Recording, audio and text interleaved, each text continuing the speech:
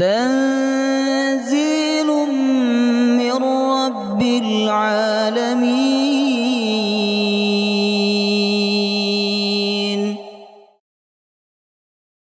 Alhamdulillah, segala puji bagi Allah yang selalu memberikan nikmat kepada kita semua dengan nikmat yang sangat banyak. Dan di antara nikmatnya, malam hari ini kita dikumpulkan oleh Allah di tempat yang mulia dan di dalam majelis yang mulia, yaitu majelis ilmu. Kita berharap semoga ilmu yang kita pelajari dapat menambah iman, takwa dan rasa takut kita kepada Allah. Amin ya rabbal alamin. Baik jemaah rahimakumullah, mari kita lanjutkan kajian kitab Umdatul Ahkam. Terakhir kita bahas bab berapa? Terakhir bab 25 tentang sholat qashar ya. Baik, sekarang kita masuk bab yang ke-26 halaman 97. Bab yang ke-26 halaman 97. Sholat Jumat.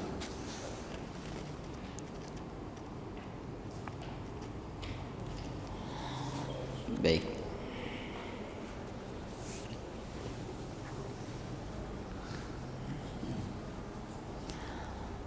Sudah dibuka Bapak Ibu? Halaman 97 tentang sholat Jumat ya. Baik, saya bahas dulu tentang ini ya, sejarah sholat Jumat sebelum masuk kepada hadisnya. Nah, sholat Jumat ini ulama berbeda pendapat. Ada yang mengatakan sudah diperintahkan oleh Allah sejak di Mekah, tapi kaum muslimin belum melakukannya karena kondisi yang tidak memungkinkan. Pendapat lain mengatakan baru diperintahkan oleh Allah setelah kaum muslimin hijrah ke Madinah ya. Kemudian Bapak Ibu, dalil diwajibkannya sholat Jumat itu ada di surah Al-Jumu'ah ayat 9 yang sering kita dengarkan ketika hari Jumat ya. Ya ayyuhalladzina amanu idza nudiya lis-salati min yaumil jumu'ati fas'au ila dzikrillahi wa dzarul bai'. Wahai orang-orang yang beriman, apabila kalian dipanggil untuk melaksanakan sholat pada hari Jumat, bersegeralah untuk mengingat Allah dan tinggalkan jual beli. Kenapa jual beli? Nah, karena orang Arab saat itu kebanyakan mereka adalah berdagang dan tidak mudah ketika pelanggannya lagi ramai atau dagangannya lagi banyak pembeli lalu ditinggalkan demi sholat Jumat. Makanya saking sibuknya mereka kadang dengan perdagangan, dengan jual beli di pasar Bapak Ibu, mereka ini kadang lupa untuk melaksanakan sholat Jumat. Makanya diingatkan oleh Allah Subhanahu wa ta'ala. Kemudian dalil dari hadis Nabi bahwa sholat Jumat niku wajib, yaitu hadis riwayat Imam Abu Daud. Al-jumu'atu haqqun wajibun ala kulli muslim. Jumat itu wajib atas setiap orang muslim. Fi jama'atin, dilakukan secara berjamaah. Kecuali 4 yang tidak wajib sholat Jumat. Yang pertama, abdun mamluk, budak ya, karena dia sibuk melayani tuannya dan kesibukan itu tidak memungkinkan baginya untuk sholat Jumat, maka dilarang, tidak diwajibkan atasnya untuk apa? Untuk sholat Jumat. Kemudian yang kedua, imra'atun, perempuan. Kenapa? Karena banyaknya laki-laki yang berkumpul pada hari Jumat, khawatir timbul fitnah. Karena perempuan ini Pak, kalau udah ketemu laki-laki itu macaknya beda. Perempuan ini fitrahnya ingin diperhatikan, ingin dilihat. Jemaah rahimakumullah. Sehingga untuk menutup pintu fitnah atau celah-celah fitnah jemaah rahimakumullah, Nabi tidak mewajibkan perempuan untuk sholat Jumat, Bapak Ibu. Ya, kemudian selain itu perempuan juga sibuk menyiapkan makanan siang untuk suaminya, beres rumah dan sebagainya, sehingga tidak diwajibkan untuk sholat Jumat. Kemudian sobi, anak kecil, Lalu yang keempat, maridun, orang yang sakit yang mana dia susah untuk berangkat sholat Jumat. Kemudian jemaah rahimakumullah,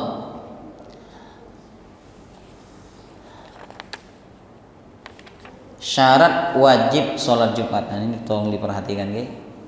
Jadi orang itu wajib sholat Jumat apabila memenuhi 5 syarat. Yang pertama, Bapak Ibu, al-iqamah bil misr, bermukim pada suatu tempat atau satu negeri atau satu wilayah, ya, yang lazim dihuni oleh manusia. Artinya kalau dia bermukim di tempat yang tidak lazim dihuni oleh manusia, berarti dia tidak wajib sholat Jumat. Contohnya di mana? Di hutan, ya kan? Yang lain pada tinggal di kampung di mana, tapi dia milih tinggal sendiri di hutan begitu kan? Maka tidak wajib bagi dia untuk sholat Jumat. Jemaah rahimakumullah. Kemudian termasuk dalam hal ini kata ulama adalah orang yang musafir, karena musafir ini tidak dianggap mukim, Bapak Ibu. Walaupun musafir, ulama berbeda pendapat ya. Jumhur ulama mengatakan orang yang safar tidak wajib sholat Jumat, ya. Tapi dalam mazhab Syafi'i dirinci, kalau safarnya berangkat sebelum subuh maka dia tidak wajib sholat Jumat. Maksudnya sebelum subuh itu berangkat hari Jumat, sebelum subuh. Apalagi berangkat hari Kamis atau hari Rabu misalnya. Kemudian kalau dia berangkat di hari Jumat dan berangkatnya setelah subuh, maka dalam mazhab Syafi'i dia wajib sholat Jumat di perjalanan. Apabila dia memungkinkan untuk sholat Jumat di perjalanan, jemaah rahimakumullah. Kalau tidak, maka diganti dengan sholat zuhur. Namun pendapat jumhurul ulama mengatakan tidak wajib, karena Nabi SAW tidak melaksanakan sholat Jumat ketika safar, Bapak Ibu.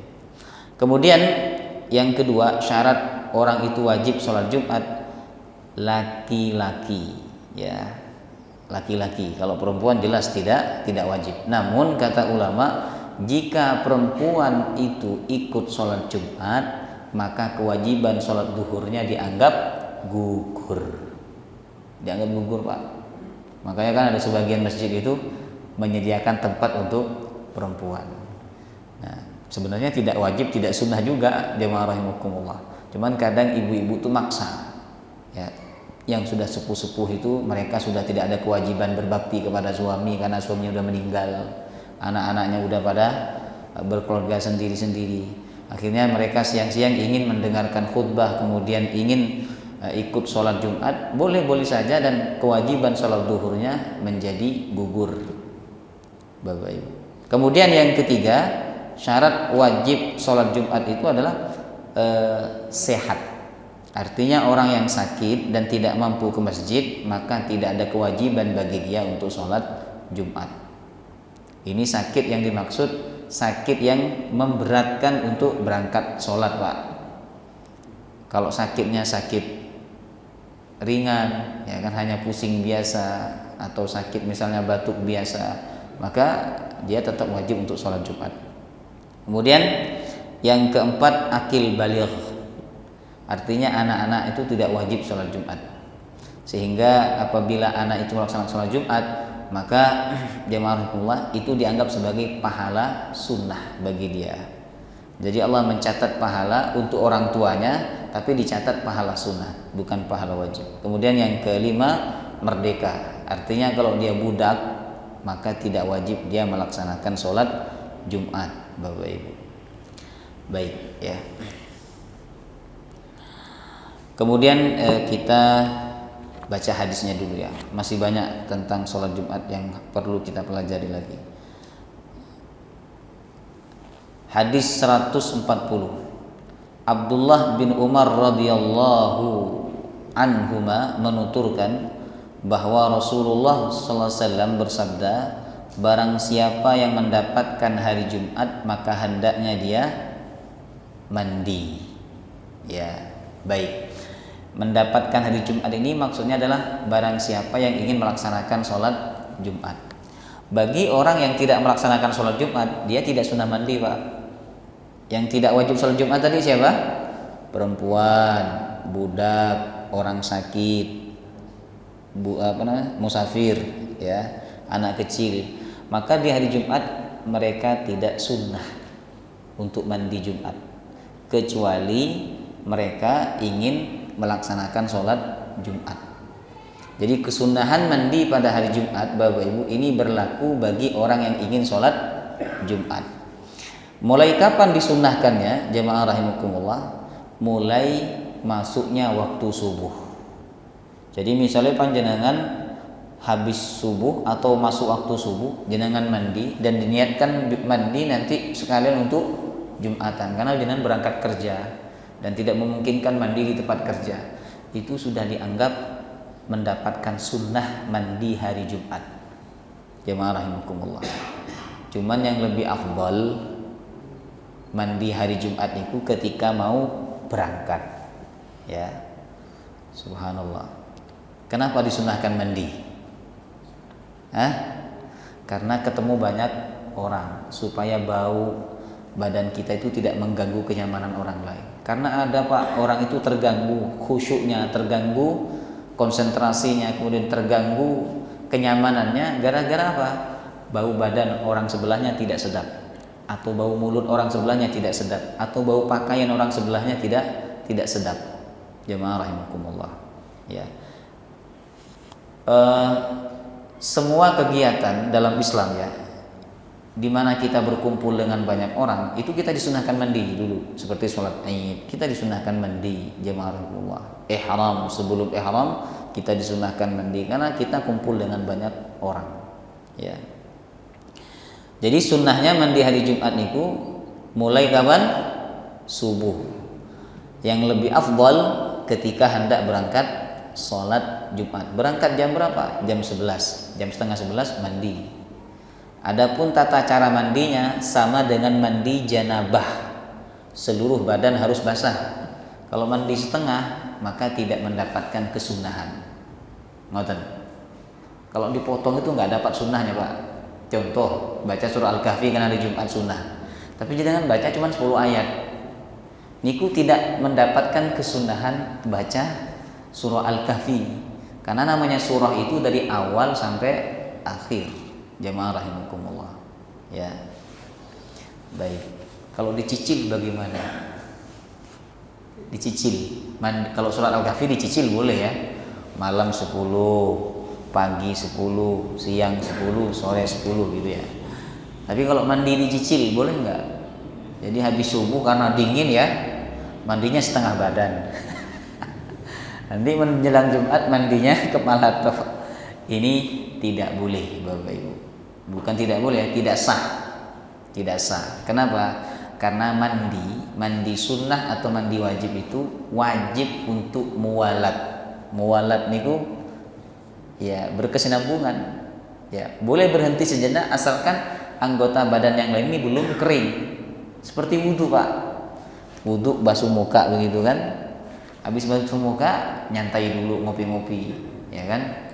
Sampai air di mukanya kering, lalu dia melanjutkan basuh tangan. Ini enggak sah wudhunya.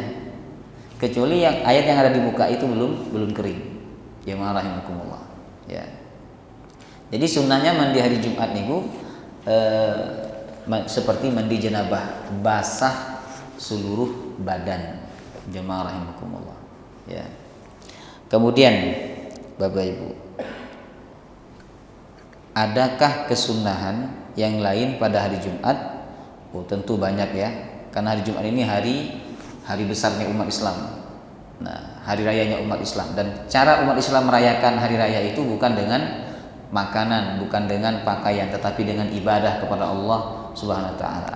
Apa saja sunnah-sunnah pada hari Jumat, jemaah rahimakumullah, ya. Yang pertama, baca surah Al-Kahfi. Sunnah. Siapa kata Nabi yang baca surah Al-Kahfi, pada hari Jumat Allah akan membuat hidupnya bercahaya dari Jumat itu sampai Jumat yang akan datang. Baca surah Al-Kahfi, Pak. Nah, kalau surah Al-Kahfi ini boleh dicicil, Pak. Ya, boleh dicicil. Karena lumayan panjang, kalau misalnya satu kali duduk langsung selesai begitu agak susah, ya. Kecuali orang yang sudah terbiasa. Jemaah rahimakumullah. Kemudian yang kedua termasuk juga sunnah-sunnah pada hari Jumat, yaitu al-ikthar minas shalah ala rasul, memperbanyak salawat kepada Nabi SAW. Sallallahu alaihi Muhammad, sallallahu alaihi Muhammad, sallallahu alaihi Muhammad. Banyak salawat pada hari Jumat, Bapak Ibu. Ya, ini yang kedua. Kemudian yang ketiga, jemaah rahimakumullah, yaitu al-ijtihadu fi du'a, memperbanyak apa? Doa. Kan hari Jumat itu hari mustajab, sebab Nabi mengatakan ada satu saat atau satu waktu dari hari Jumat itu yang mana bila seorang hamba meminta kepada Allah, Allah akan kabulkan. Nabi tidak menyebut kapan waktu itu, walaupun memunculkan spekulasi kan dari para ulama. Ada yang mengatakan ketika khatib duduk di antara dua khutbah, ada yang mengatakan waktu terakhir sholat Jumat, berarti menjelang asar. Jemaah rahimakumullah. Nah, karena tidak dikasih tahu secara persis oleh Nabi SAW, maka di hari Jumat kita memperbanyak apa? Doa. Barangkali ketika kita berdoa saat itu, disitulah waktu yang mustajabah, sehingga apapun yang kita minta dikabulkan oleh Allah Subhanahu wa Ta'ala, Bapak Ibu. Kemudian termasuk sunnah-sunnah pada hari Jumat, jemaah rahimakumullah, yaitu kathratus sadaqah, memperbanyak sedekah, Bapak Ibu. Sunnah. Karena sedekah pada hari Jumat pahalanya berbeda, lebih banyak daripada sedekah di hari-hari yang lain, jemaah rahimakumullah, ya. Kemudian termasuk juga sunnah-sunnah pada hari Jumat, yaitu memakai pakaian yang terbaik ketika hendak berangkat ke masjid.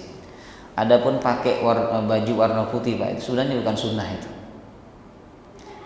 Tidak ada hadis menyebutkan bahwa Nabi SAW memakai pakaian warna putih ketika berangkat sholat Jumat dan menganjurkan memakai pakaian yang putih ketika sholat Jumat, tidak ada. Ya, tetapi Nabi menganjurkan umatnya untuk memakai pakaian yang putih kapanpun, bukan hanya pada hari Jumat, karena pakaian putih ini mudah diketahui ketika dia kotor. Jemaah rahimakumullah. Kalau berangkat untuk sholat Jumat, sunnahnya itu memakai pakaian yang terbaik.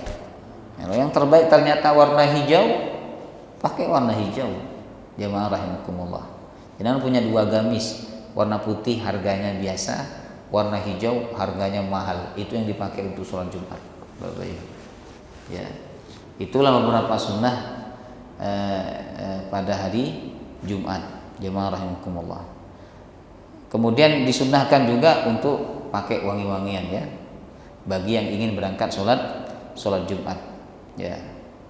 Kemudian termasuk juga sunnah pada hari Jumat, Bapak Ibu, yaitu sebagian ulama menyebutkan, walaupun tidak disebutkan dalam hadis Nabi, ya, yaitu taklimul adhafir, memotong kuku, tapi tidak disebutkan dalam hadis. Cuman ulama mengatakan termasuk hal yang baik dilakukan pada hari Jumat, yaitu memotong kuku, jemaah rahimakumullah. Nah, kalau saya pribadi, Bapak Ibu, memotong kuku itu tidak harus hari Jumat. Jadi kalau asal kuku kita panjang, jangan nunggu hari Jumat. Hari Ahad panjang, udah potong. Karena kalau nunggu hari Jumat ternyata lupa motong kuku hari Jumat, nunggu Jumat berikutnya. Jadi sunnahnya potong kuku itu tidak lebih dari 40 hari. Ya. Kalau lewat dari 40 hari, maka makruh kuku dibiarkan panjang, jemaah rahimakumullah. Itulah sunnah-sunnah pada hari Jumat, Bapak Ibu. Jadi hadis pertama dalam kitab ini atau dalam bab ini itu tentang sunnahnya mandi bagi orang yang ingin mendatangi sholat Jumat, ya. Adapun bagi yang tidak mendatangi sholat Jumat, maka tidak disunnahkan mandi.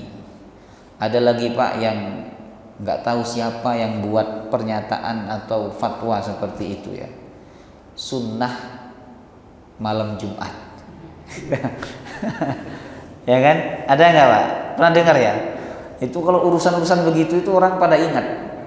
Tapi urusan Al-Kahfi, banyak sholawat kepada Nabi, itu malah nggak ingat, jemaah rahimakumullah. Itu nggak ada hadisnya, Bapak Ibu. dan tidak ada ulama menganjurkan seperti itu. Jemaah rahimakumullah. Ya, jadi tidak ada ulama yang mu'tabarah menganjurkan seperti itu. Kalaupun ada, tapi itu pendapatnya mereka sendiri, bukan dari Nabi SAW. Jemaah. Jadi Nabi tidak pernah mensunnahkan untuk menggauli istri pada malam Jumat. Ya. Baik. Kemudian hadis berikutnya, hadis 141. Abdullah bin Umar menuturkan bahwa Rasulullah SAW melakukan khutbah 2 kali dengan berdiri.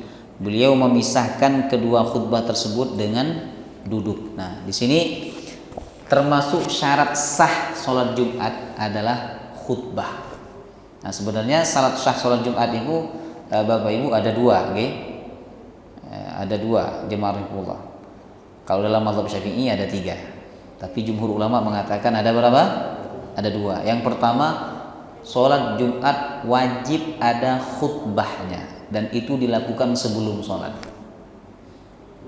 Ya, nanti dijelaskan tentang syarat-syarat khutbah dan rukun-rukun khutbah. Ya, intinya kalau sholat Jumat nggak ada khutbahnya maka tidak sah, jemaah. Karena 2 khutbah itu pengganti dari 2 rakaat sholat zuhur. Ya. Kemudian yang kedua, syarat sah sholat Jumat harus dilakukan secara berjamaah. Jadi kalau sholat sendirian di masjid atau di rumah tidak sah sholat Jumatnya, Bapak Ibu. Nah, mengenai jumlahnya ini, jumlah jamaahnya ulama berbeda pendapat. Dalam kitab fikih Said Sabiq, nah beliau ini termasuk termasuk pelopor fikih sunnah. Walaupun banyak hadis-hadis yang dicantumkan itu hadis yang bermasalah, tapi beliau menyebutkan karena banyaknya yang mencantumkan, beliau menganggap itu hadis yang kuat. Nah, beliau menyebutkan beberapa pendapat mazhab tentang batas minimal jamaah sholat Jumat anggotanya. Kalau mazhab Hanafi, Bapak Ibu, minimal 3 orang makmum, berarti 4 dengan imam. Karena namanya jamaah itu kan dari kata jama'. Jama' apa artinya? Banyak.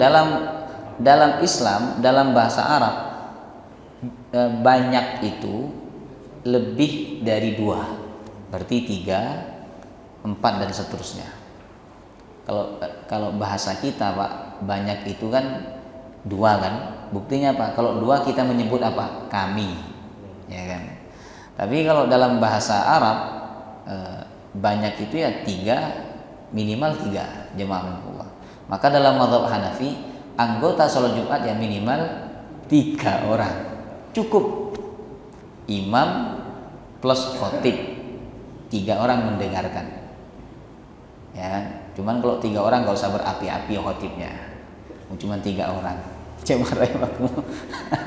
Jadi kalau ngikuti mazhab Hanafi, Pak, jenengan misalnya tinggal di satu kampung, isinya yang sholat cuma 3, banyak di situ orangnya, tapi yang sholat cuma 4 orang misalnya, sudah itu cukup untuk sholat Jumat dalam mazhab Hanafi. 1 jadi imam dan khatib, yang 3 jadi makmum. Ini mazhab Hanafi. Kalau mazhab Maliki, Bapak Ibu, minimal 12 orang. Berdasarkan hadis Nabi bahwa ketika para sahabat sedang mendengarkan Nabi khutbah Jumat, tiba-tiba kafilah dagang datang. Orang Arabnya kan suka berdagang. Ini kalau kafilah dagang datang berarti bawa barang baru nih, cepet-cepetan ngambil, nanti dijual di pasar Madinah. Akhirnya mereka meninggalkan masjid. Ya, itu di zaman Nabi loh, Pak. Ada nggak orang sekarang seperti itu? Nggak ada kan? Ini sahabat hidup di masa Nabi, ya kan? Tapi ketika Nabi sedang khutbah, ya, mereka tinggalkan masjid, Pak, langsung ke kafilah dagang, sehingga di masjid itu hanya tersisa 12 orang saja. Inilah yang dijadikan dalil oleh Imam Maliki bahwa anggota sholat Jumat minimal 12 orang. Jamaah rahimakumullah. Ya. Kemudian kalau dalam mazhab Syafi'i dan mazhab Hambali, Bapak Ibu, minimal 40 orang. Nah, ini biasanya ada masjid ngotot 40 kan. Pokoknya kalau kurang dari 40 sholat duhur lagi. Nah, ini merepotkan. Akhirnya orang karena begitu nggak mau sholat, Bapak Ibu. Gak usah sholat wes, nanti sholat Jumat malah disuruh sholat duhur lagi, ya kan. Baik, ini berdasarkan hadis madatis sanah anna fi kulli arba'in fasa'idan jum'ah. Ya. Madatis sinnah anna fi kulli arba'in fasa'idan jum'ah. Hadis Daruqutni, tapi hadisnya dhaif. Nah, ini yang dipermasalahkan oleh ulama itu karena status hadisnya lemah, Bapak Ibu. Nah, sehingga pendapat lain mengatakan tidak harus 40. Tapi pendapat mazhab Syafi'i dan mazhab Hambali wajib 40. 40 itu Pak, mendengarkan khutbah dan ikut sholat berjamaah. Jamaah rahimakumullah. Baik, ini perbedaan pendapat. Tapi kita sesuaikanlah dengan kondisi ya. Misalnya kurang dari 40 dan memang yang sholat hanya segitu, ya sudah, tegakkan sholat Jumat. Ya, dan tidak perlu mengulang untuk sholat duhur. Sebab itu tidak pernah dilakukan oleh Nabi. Jadi waktu jamaahnya 12 orang, karena yang lain pergi menemui kafilah dagang, Nabi tidak mengulang sholat duhur. Jamaah rahimakumullah. Oke. Kemudian ada satu syarat sah lagi dalam mazhab Syafi'i, Bapak Ibu. Tidak ada jamaah ganda dalam satu kampung. Misalnya dalam komplek ini ada 2 masjid, Pak. Ya, dan sama-sama menegakkan sholat Jumat. Masjid yang pertama belum penuh, mereka bikin jamaah baru di masjid yang kedua itu. Maka sholat Jumat di masjid yang kedua itu tidak sah dalam mazhab Syafi'i. Tapi dalam mazhab yang lain ya sah-sah saja. Karena kan minimal 3 orang, Bapak Ibu. Cuman tidak baik kalau sholat Jumat itu masjid berdekatan, ya kan? Padahal masjid yang pertama belum penuh, jemaah Allah. Makanya di zaman Nabi itu kan nggak ada Pak, masjid itu 2 itu nggak ada. Di Madinah waktu itu hanya ada 1 masjid. Ada di dekat Madinah masjid namanya Masjid Quba. Tapi itu sudah di luar kota Madinah. Di Madinah hanya ada 1 masjid. Jadi ketika sholat Jumat nampaklah kekompakan dan persatuan umat Islam karena ngumpul jadi satu, Bapak Ibu. Sedangkan sekarang kan masing-masing RT ada masjid. Bahkan kadang satu RT ada 2 masjid. Jemaah rahimakumullah. Ya. Dan antar satu masjid dengan masjid yang lain punya kepentingan masing-masing. Nah, ini yang repot. Nah, kalau kepentingannya baik nggak apa-apa, tapi ini kepentingan pribadi kadang. Jemaah rahimakumullah, ya. Baik. Kemudian di sini dijelaskan bahwa ketika Nabi khutbah, Nabi melakukan khutbah itu dalam keadaan apa? Berdiri. Dan beliau duduk di antara 2 khutbah. Beliau melakukan khutbah sebanyak 2 kali. Jemaah rahimakumullah. Baik. Jumhur ulama mengatakan bahwa khutbah Jumat niku merupakan syarat sah dari sholat Jumat. Nah, sekarang kita bahas syarat sah khutbah, Bapak Ibu. Jadi kalau tidak memenuhi ini, khutbahnya tidak sah. Yang pertama, wajib dilakukan setelah masuknya waktu duhur. Kalau khutbah jam 11 begitu kan, sedangkan duhurnya jam 11.15, maka ini tidak sah. Kalau khutbahnya tidak sah, Jumatnya juga tidak sah, ya. Kemudian yang kedua, wajib dilakukan sebelum sholat. Kalau sholat dulu baru khutbah, itu sholat Idul Fitri, ya. Ini tidak sah. Karena apa? Tidak tertib. Kemudian yang ketiga, dihadiri jamaah minimal. Ya tergantung pendapat yang diambil tadi. Kalau Imam Syafi'i berapa? 40. Jadi 40 orang itu hadir mendengarkan khutbah. Jamaah rahimakumullah. Kalau Imam Hanafi minimal 3. Makanya ada sebagian masjid, Pak, saya khutbah di masjid itu, kalau belum 40 nggak dimulai, nggak diadzanin. dilihat dulu sampai 40 baru diadanin. Ya karena saya tamu yang ikut aja jemaah rahimakumullah. Ya. Nanti kalau kita beda dengan mereka ini malah tambah ruwet. Kemudian Bapak Ibu, yang keempat syarat sahnya khutbah niku mengeraskan suara sehingga bisa didengar minimal oleh anggota sholat Jumat. Yang ya tergantung, kalau mengambil Imam Syafi'i berarti minimal 40 orang bisa mendengar. Jadi kalau khutbah nggak bisa didengar oleh jemaahnya, ya kan, karena dulu kan tidak ada pengeras suara, ya kan. Kalau sekarang walaupun suaranya pelan tetap bisa didengarkan. Ya. Kemudian yang kelima muwalat, menyambung antara khutbah satu dengan khutbah kedua. Jadi khutbah satu selesai, duduk sebentar, habis itu nyambung ke khutbah yang kedua, jamaah rahimakumullah. Ya. Jangan sampai khutbah satu selesai masih minum. Saya nyemil dulu. Karena khatib ini boleh minum Bapak ini, bahkan boleh makan, jamaah rahimakumullah. Ya. Yang tidak boleh itu kan jamaahnya. Kalau jamaah itu enggak makruh hukumnya kalau dia mendengarkan khutbah sambil makan. Gitu kan, sambil minum makruh. Tapi kalau khatib boleh minum. Karena khatib ini mengeluarkan suara, ya kan, bisa batuk kadang ketika khutbah, dia boleh sambil minum. Jemaah umumah.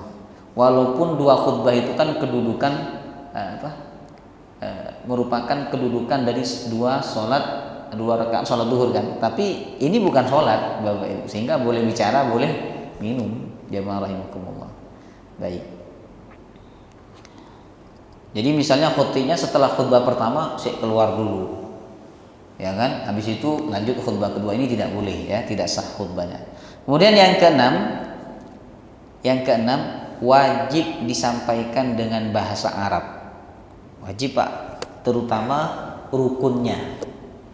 Nah, rukun khutbah itu kalau dalam mazhab Syafi'i, ya, hamdalah, sholawat, kemudian baca Al-Quran, kemudian doa untuk kaum muslimin, Allahumma ighfir lil muslimin muslimat, itu dalam mazhab Syafi'i. Sama satu lagi, wasiat bit taqwa, itu yang wajib pakai bahasa Arab. Yang lain-lain ya pakai bahasa apapun boleh supaya jemaah ngerti. Kalau semuanya pakai bahasa Arab Bapak Ibu ya nggak ngerti jemaahnya, repot, percuma, jemaah rahimakumullah. Ya. Baik. Kalau dalam mazhab Maliki rukun khutbah niku cuman hamdalah, sholawat, lalu tahdzir. Tahdzir itu semacam menakut-nakuti manusia dengan neraka.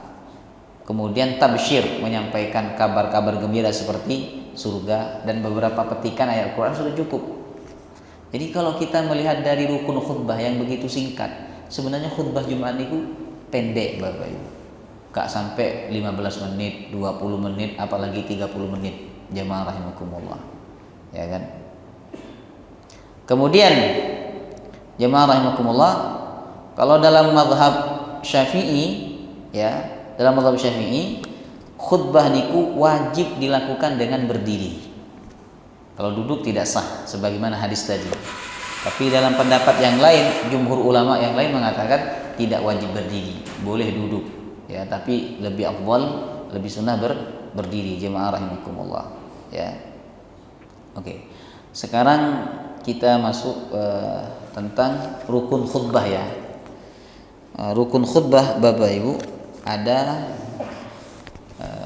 perbedaan pendapat. Kalau dalam mazhab Hanafi, khutbah itu intinya baca zikir. Alhamdulillah, subhanallah, Allahu akbar. Ya. Karena dasarnya surah Al-Jumu'ah ayat 9. Wahai manusia, orang beriman, jika kalian dipanggil ke sholat Jumat, hendaklah segera berzikir kepada Allah. Baik, dan zikir itu umum. Jadi pokoknya khatib itu baca zikir ketika menyampaikan khutbahnya, itu sudah cukup dalam mazhab Hanafi. Kalau dalam mazhab Maliki tadi itu, ya, hamdalah, sholawat, beberapa petikan ayat Al-Quran, lalu menakut-nakuti manusia dengan neraka, menyampaikan kabar gembira dengan surga. Yang agak banyak itu dalam mazhab Syafi'i. Jadi memang mazhab Syafi'i ini memang mazhab yang sangat berhati-hati. Dalam mazhab Syafi'i, khatib itu wajib baca nawa hamdalah, alhamdulillah wajib. Yang kedua apa tadi? Salawat. Alhamdulillah wassalatu wassalamu ala Rasulillah. Nih, yang ketiga wasiat takwa. Ibadallah, usi nafsi wa iyyakum bitaqwallah. Wajib pakai bahasa Arab. Yang keempat apa? Yang keempat baca ayat Al-Qur'an di salah satu khutbah pertama atau khutbah yang kedua. Kemudian yang kelima mendoakan kaum muslimin di khutbah yang kedua. Allahumma ghfir lil muslimina wal muslimat. Bapak Ibu. Ya, makanya ustadz Muhammadiyah itu kalau jadi khatib di Masjid NU agak repot, karena biasanya ketua takmir itu memperhatikan ini rukunnya lengkap apa enggak gitu kan. Ya, kalau Masjid Muhammadiyah kan tidak, jemaah rahimakumullah, ya tidak diperhatikan, pokok baca hamdalah sholawat udah beres begitu kan, dan seterusnya. Bapak Ibu. Baik.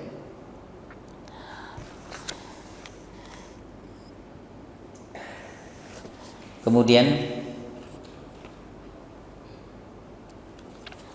saya lanjutkan ini ya, sunnah-sunnah khutbah dulu sebelum kita lanjutkan hadisnya. Sunnah-sunnah khutbah. I'timadul khatib ala qausin aw asan.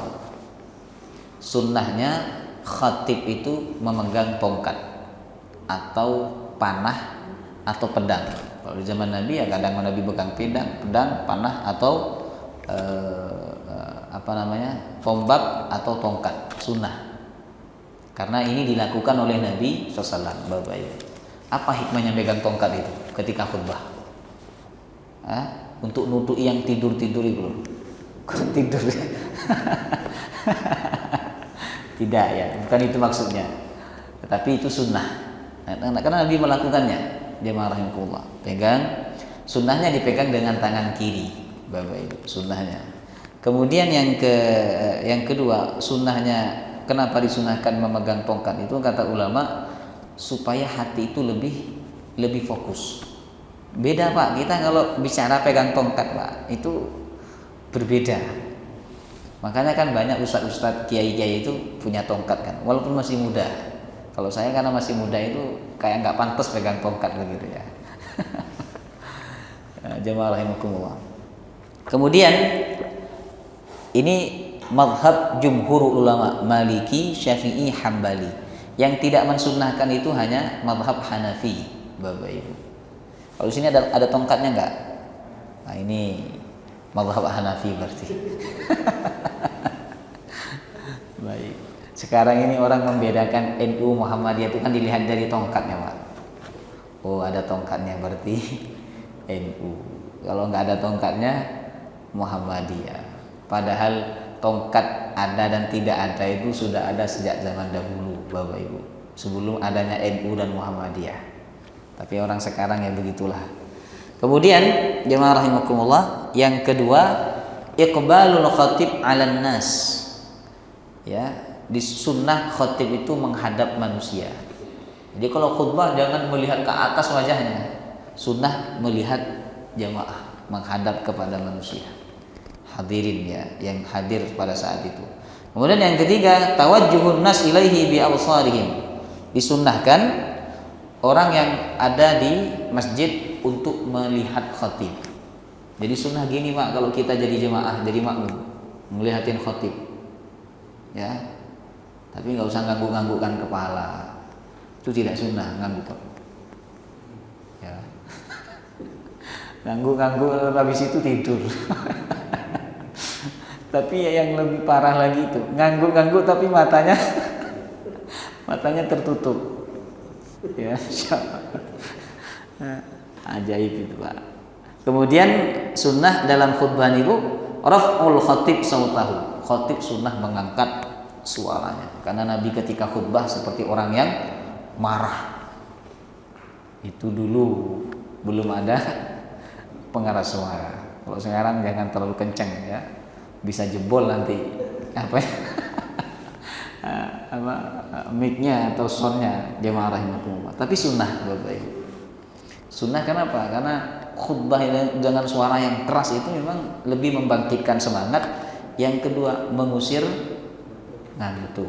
Kalau khutbahnya jamaah, marilah kita bertakwa kepada Allah, ya kan? Ini bisa membuat orang semakin nyenyak tidur.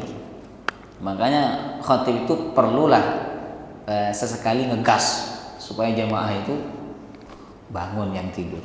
Tapi karena jamaah ini ngantuk berat dan sudah terbiasa dengan begitu ya tetap nggak bangun. Alarmnya jamaah ini cuma satu Pak, Allahumma ghfir.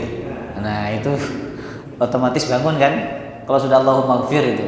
Tapi kalau khotibnya berapi-api tetap nggak bangun. Kemudian yang kelima, sunnah dalam khutbah itu taksirul khutbah, memperpendek khutbah. Sunnah itu Pak.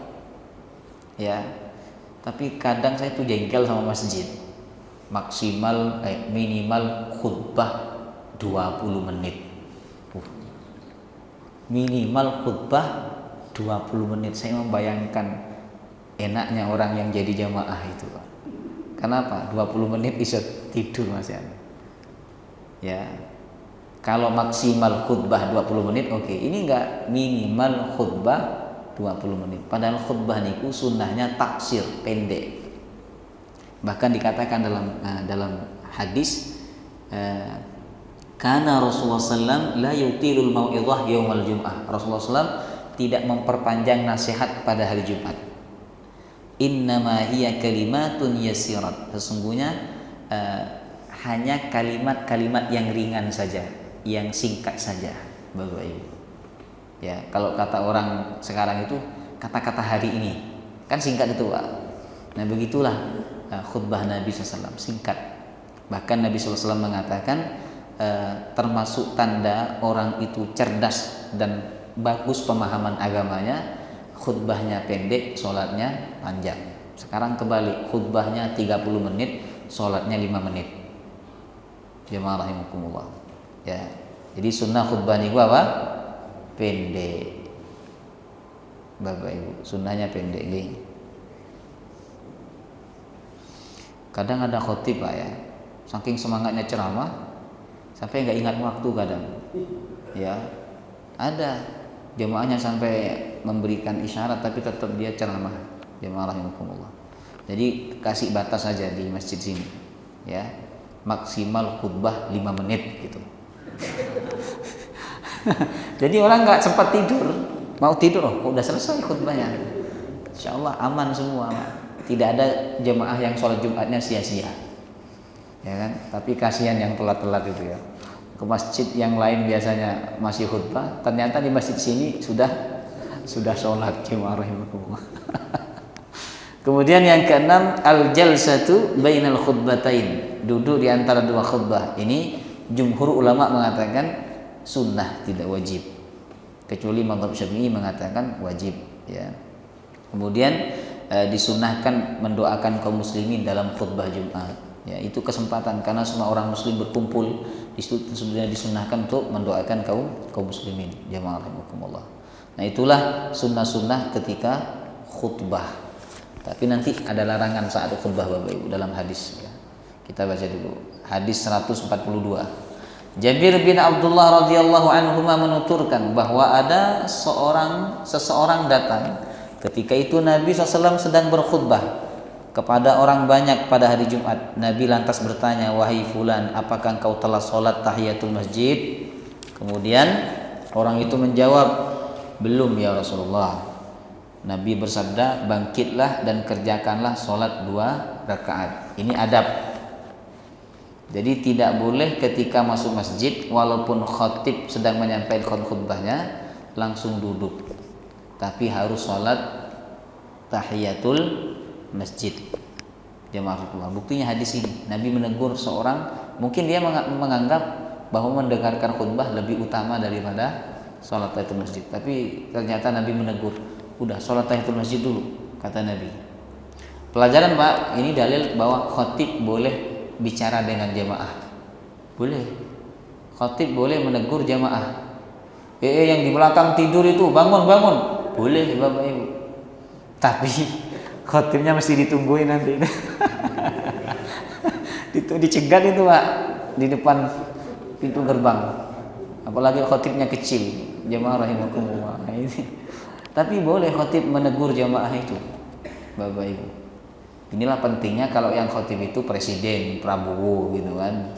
Yang khatib itu wali kota, Pak Wahyu Hidayat gitu. Bisa negur, apalagi di kantor. Itu kepala bidang, kepala seksi tidur, bangun kau. Itu boleh saat khutbah. Jamaah rahimakumullah. Cuman jamaahnya tidak boleh berbicara. Yang boleh berbicara ketika itu hanya khatib. Ya. Kemudian kita lanjutkan lagi, Pak. Abu Hurairah radhiyallahu an menuturkan bahwa sesungguhnya Nabi SAW bersabda, jika engkau berkata kepada temanmu, diamlah pada hari Jumat ketika imam sedang berkhutbah, maka engkau telah berkata sia-sia. Maksudnya, Bapak Ibu, kalau kita bilang nih sama teman kita, misalnya teman kita nih bicara, lalu kita bilang diam. Nah, kita bilang diam itu membuat Jumat kita sia-sia. Apalagi orang yang berbicara, ya, orang yang sibuk dengan obrolan jemaah. Kita bilang diam, itu nggak boleh jemaah. Misalnya ada anak-anak ribut nih ketika khutbah, lalu kita sebagai pengurus bilang, diam, itu nggak boleh. Karena saat khatib menyampaikan khutbah, jemaah wajib diam dan mendengarkan. Tapi sekarang kan diam tidur Bapak, ya kan, bukan diam mendengarkan. Jemaah rahimakumullah, ya. Sekedar seperti itu saja tidak boleh jemaah rahimakumullah. Bahkan dalam hadis lain bermain-main batu itu loh ketika khutbah Jumat, Nabi mengatakan Jumatnya sia-sia. Kalau orang bilang diam saja, ya, Jumatnya bisa sia-sia. Ada orang bilang main-main batu saja Jumatnya bisa sia-sia, Bapak Ibu, karena tidak mendengarkan khutbah. Apalagi orang yang tidur. Dan lebih parah, kalau orang bicara kan masih ada yang didengarkan. Kalau orang bermain-main batu kan masih bisa mendengarkan. Tapi kalau orang tidur, jemaah rumah, itu sia-sia Jumatnya. Sia-sianya dalam pengertian pahalanya bisa nggak dapat, Bapak Ibu. Ya, kalau ditanya kewajibannya gugur nanti dia nggak akan dituntut di hadapan Allah. Tapi kalau dia minta pahala sholat Jumat, nggak ada kata Allah. Wong kamu setiap sholat Jumat tidur. Ya, baik. Jadi usahakan ketika sholat Jumat saat khatib menyampaikan khutbah, diusahakan jangan tidur, sengantuk apapun usahakan bangun Pak. Tertidur itu dimaafkan, tapi kalau sengaja tidur ini yang bermasalah jemaah rumah. Kita lanjutkan sebentar ya. Sahal bin Sa'ad As-Sa'di menuturkan bahwa orang-orang memperdebatkan tentang mimbar Rasulullah terbuat dari apakah mimbar tersebut. Sahal berkata mimbar tersebut berasal dari pohon tarfa, dari ghabah, dari al-ghabah. Aku pernah melihat Rasulullah SAW berdiri di atas mimbar tersebut. Beliau bertakbir dan orang-orang pun turut bertakbir di belakang beliau sedangkan beliau berada di atas mimbar. Setelah itu beliau ruku. Beliau lantas mundur ke belakang tanpa dengan menoleh hingga beliau pun bisa sujud di atas lantai. Beliau lalu kembali ke mimbar hingga beliau menyelesaikan akhir sholatnya. Beliau lalu menghadap ke arah orang-orang dan mengatakan, wahai sekalian manusia, sesungguhnya aku melakukan ini hanya agar kalian itu mengikutiku dan mempelajari sholatku. Dalam lafal yang lain dikatakan bahwa Nabi mengerjakan sholat di atas mimbar, beliau lalu bertakbir di atasnya, ruku di atasnya juga, beliau lalu mundur ke belakang dengan tanpa menoleh. Apa pelajarannya ini? Pelajarannya imam boleh berada di tempat yang lebih tinggi daripada makmum dengan syarat,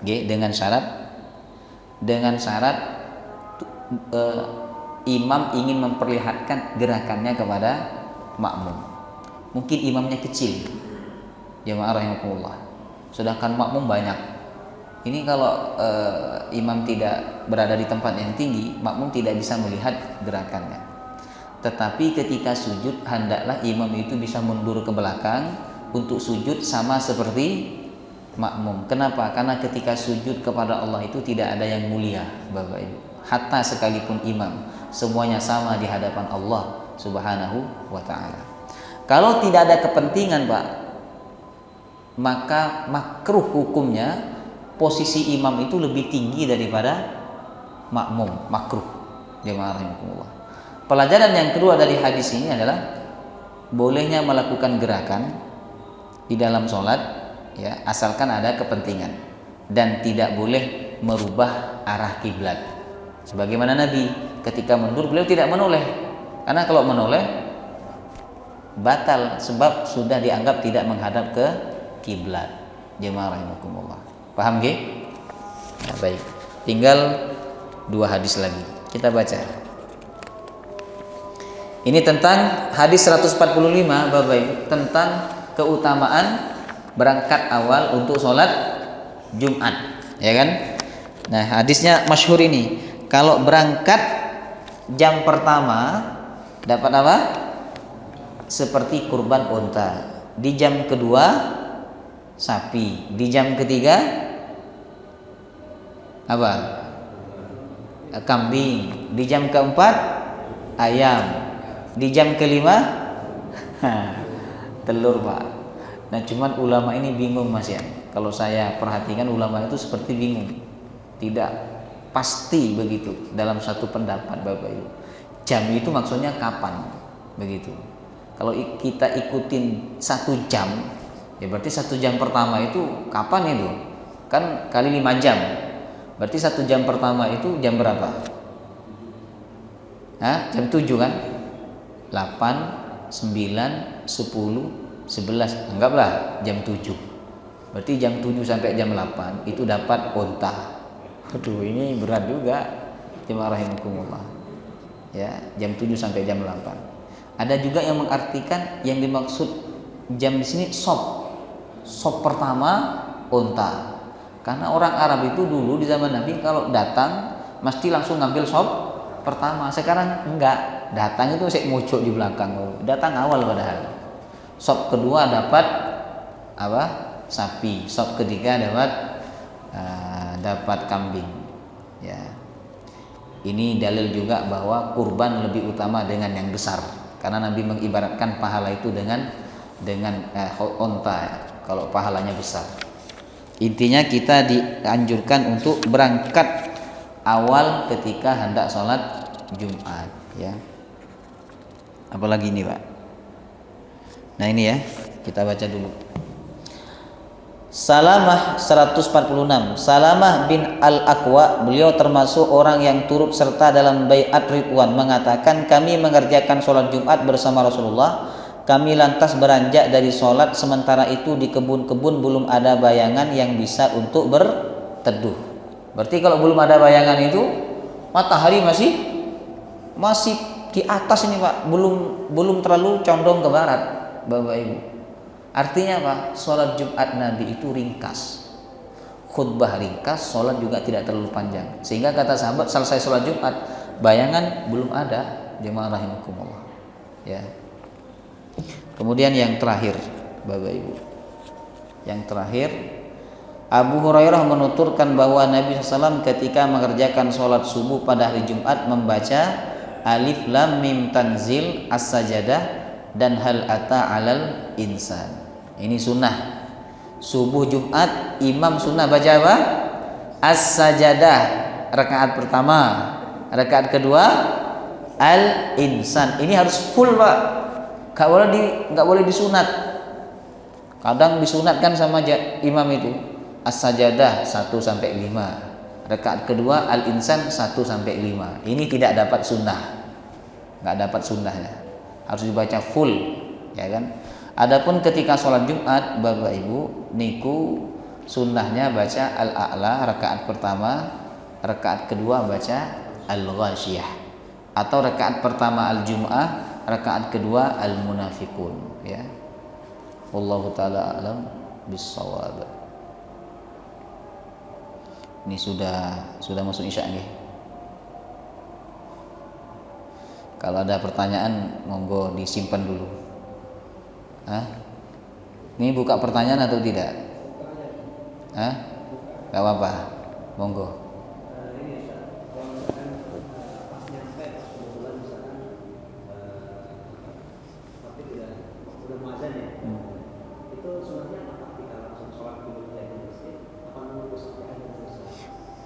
Sunnahnya dengarkan adzan dulu, jawab, habis itu baru sholat tahiyatul masjid. Nah, untuk adzan sholat Jumat belum saya bahas kan ya. Adzan itu di zaman Nabi 1 kali. Adzan ada 2 kali, Bapak Ibu, itu di zaman Utsman bin Affan. Jadi dua-duanya benar jemaah rahimakumullah ya. Bahkan kalau ngikuti adzan 2 kali itu, dia ngelaksanakan 2 sunnah. Sunnah Nabi sama sunnahnya Utsman, Khulafaur Rasyidin. Karena Nabi mengatakan alaikum bisunnati wa sunnatil khulafair rasyidin al-mahdiyyin. Hendaklah kalian melaksanakan sunnahku dan sunnah khulafaur rasyidin. Jadi kalau adzannya 2 kali, Pak, 2 sunnah yang dia lakukan, sunnah Nabi dan sunnah khulafaur rasyidin. Kalau adzan 1 kali berarti hanya melaksanakan sunnah Nabi saja. Jemaah rahimakumullah. Ya. Nah, adzan saat pertama niku ketika khatib datang, sedangkan adzan yang kedua ketika khatib sudah di mimbar. Itu sunnahnya begitu, ya kan? Kalau sekarang kan enggak, khatib belum datang sudah diadzani. Kalau sekarang ini patokannya waktu kan, masuk duhur adzan, begitu kan? Kalau dulu di zaman Utsman, adzan pertama itu khatibnya datang. Nah, khatib datang ini menandakan berarti sebentar lagi sholat Jumat mau dilaksanakan, Bapak Ibu. Adapun sholat qobliyah Jumat, ini ulama juga berbeda pendapat. Ada yang bilang ada sholat qobliyah Jumat, ada yang bilang dalam mazhab Syafi'i sholat qobliyah Jumat itu ada, karena berdasarkan dalil di antara 2 adzan, maksudnya adzan dan iqamah itu ada sholat. Ya, tapi pendapat jumhur ulama mengatakan tidak ada sholat qobliyah Jumat. Nah, Bapak Ibu, karena diganti dengan khutbah niku, jemaah rahimakumullah. Ya.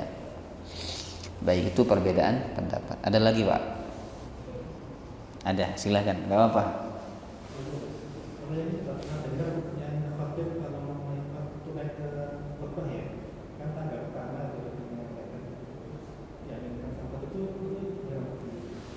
Oh, khatib naik mimbar. Ada 3 tangga ya. Oh ya, itu memang ada hadisnya. Hadisnya sahih jemaah. Jadi waktu Nabi khutbah, Nabi kan naik ke 3 tangga itu ya. Tangga pertama Nabi amin. Ternyata ada malaikat datang mengucapkan sesuatu dan diaminkan oleh Nabi SAW. Ini bukan berarti nanti khatibnya ikut-ikutan. Naik tangga pertama amin, kedua amin gitu kan. Tidak. Makanya untuk mengganti itu, Pak, ada sebagian masjid ada bilalnya. Nah, bilalnya itu sebelum khatib ucap salam, dia berdoa dulu bilalnya. Itu diaminkan oleh khatibnya. Nah, sebenarnya itu tidak termasuk dalam kesunahan. Tapi sunnahnya ketika naik untuk ke mimbar itu sunnahnya ya memang tangga, karena sunnahnya khatib itu berada di tempat yang tinggi supaya bisa kelihatan oleh jamaah. Ya, Bapak Ibu. Baik, apakah sunnahnya kalau naik ke tangga ini nunggu sholawat, 1 kali sholawat naik, 1 kali naik botan, langsung naik aja botan nopo-nopo, Bapak Ibu. Ya, karena tidak ada kesunahan dalam khutbah yang seperti itu. Jamaah rahimakumullah ya. Ada lagi? Silakan, Pak. Ya. Tidak boleh. Jadi mendengarkan khutbah niku wajib, sedangkan zikir hukumnya sunnah. Jadi kita tidak boleh menyibukkan amalan sunnah lalu kita mengabaikan yang wajib. Walaupun kita masih bisa mendengar ya, tetapi tetap tidak boleh. Jadi sunnahnya diam kata Nabi dan mendengarkan. Dalam hati pun juga tidak boleh, karena itu membuat tidak fokus dalam mendengarkan. Jemaah rahimakumullah. Jadi fokus mendengarkan, karena mendengarkan itu juga ibadah, Bapak Ibu. Ya, dan ibadah itu lebih afdal daripada kita berzikir sendiri. Ya. Wallahu taala alam bissawab. Ada lagi? Sambung nggih. Mari sama-sama kita tutup dengan kafaratul majlis. Subhanakallahumma wa bihamdika asyhadu an la ilaha illa anta astaghfiruka wa atubu ilaik. Assalamualaikum warahmatullahi wabarakatuh.